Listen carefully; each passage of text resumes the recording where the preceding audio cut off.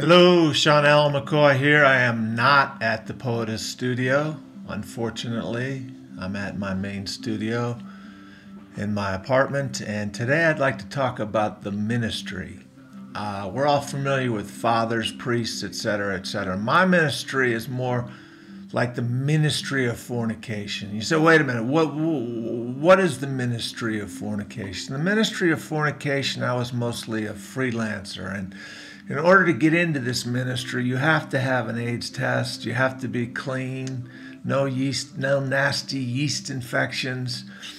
And you give, and one true story, I met a girl online, she flew here from San Francisco, she was a lesbian minister for many years, and I found out she was bisexual, and we prayed, and I literally got an erection while we were praying. Now that was a ministry of fornication. And don't forget to go downtown and back around and downtown. A second ministry that I've also literally prayed with someone over is the cigarette ministry, and you want to use a brand name like American Spirit. It's very colorful. There's actually 9 different styles of American Spirit, so there's different color boxes, and you get it somewhere noticeable, roll it up in your sleeve, just have one hanging out of your mouth, and and inevitably somebody's going to come up and ask for a cigarette. Don't give them 1 cigarette, give them 3, and then you got a point of conversation to move on. Main brands like Marlboro and Cool and things that they'll smoke, not the girly cigarettes, the long thin ones like Virginia Slims.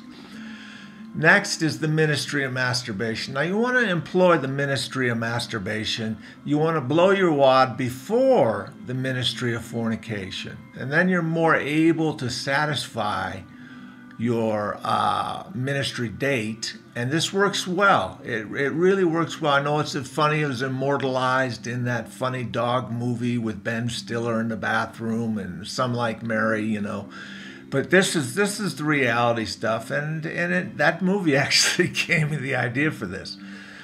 Next, the ministry of Bible bashing. Now this is a ministry you don't want to do, and that's quoting chapter and verse to someone who has not read the Bible, who doesn't believe in its authenticity or it's being created by the Holy Spirit. They're just an agnostic or an atheist, and you just do not want to keep beating verses over their head like you got a Bible around here. Just just beating over and over on the head. That doesn't work. So don't do that. Don't attempt to do that. Okay, for the people who won't accept the ministry of Bible quoting, there's a ministry of damnation, and that is the bashing.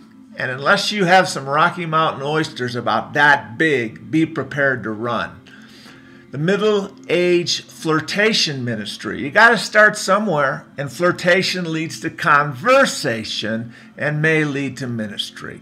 I found the most receptive middle-aged ladies are the deli counter ladies at the Queen Supers, the King Supers, but you definitely want to be careful how she slices your meat, if you know what I mean.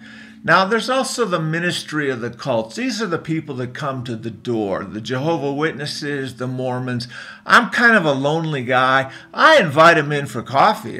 Sodas, the Mormons used to not eat sodas, and I drink sodas like they're going out of style, but the Jehovah's Witnesses are a little more hardcore. The Mormons are kids. They have to go to a ministry away from home from age 18 to 20, 2 full years.